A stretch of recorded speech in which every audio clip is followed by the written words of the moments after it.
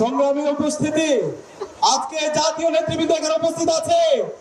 আজকে এখানে জামাত, BNP, NCP, গণ অধিকার পরিষদ, এবি পার্টি সহ বাংলাদেশের চরমোনাই সহ ইসলামিক দল সহ সকল রাজনৈতিক দলের প্রতিনিধিরা আছে, ছাত্র সংগঠনের প্রতিনিধিরা আসে।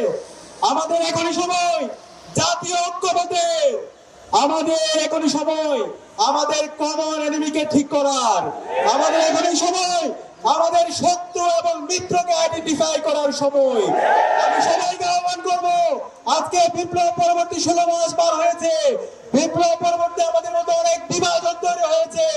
জুলাই বিপ্লবে যেভাবে আমরা ঐক্যবদ্ধ আন্দোলন করে কুড়ি হাসিনার পতন ঘটিয়েছি, আজকে বিপ্লব পরবর্তী 16 মাস পরে ঐক্যবদ্ধ আমাদের বাংলাদেশ বিনির্মাণ করার জন্য, আমাদের কমন এনিমি ভারতের বিরুদ্ধে, দিল্লির বিরুদ্ধে আমাদের প্রতিবাদ প্রতিরোধ জারি রাখার জন্য এবং শরীফ ওসমান হাদি ভাইয়ের পর যে খুনি হাসিনা এবং তার দূষণরা হামলার সাথে জড়িত ছিল তাদের বিচার নিশ্চিত করার জন্য আমাদের ঐক্যবদ্ধ হইতে হবে।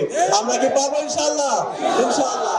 আমরা কষ্ট লাগে আজকে 16 মাস পরে যে শহীদদের রক্তের উপর অন্তর্বর্তীকালীন সরকার তৈরি হয়েছে, সে অন্তর্বর্তীকালীন সরকার আজকে নাগরিকদের নিরাপত্তা দিতে ব্যর্থ হয়েছে।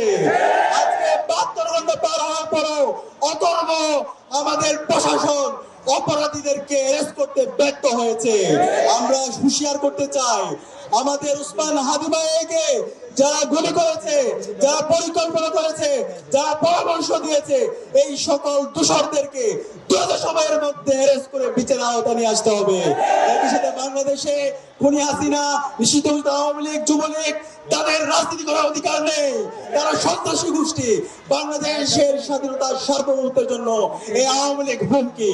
একই সাথে আমাদের সবাইকে আগামী দিনের বাংলাদেশ বিনির্মাণ করার জন্য এবং সুন্দর সুখী সমৃদ্ধ বাংলাদেশ বিনির্মাণ করার জন্য এবং ওসমান হাদি ভাইয়ের সন্ত্রাসী যারা হামলা করছে তাদের বিচার আওতায় আসার জন্য ঐক্যবদ্ধ আন্দোলন সংগ্রাম জারি রাখার উদাত্ত আহ্বান জানিয়ে আমি আমার কথা এখানে শেষ করছি।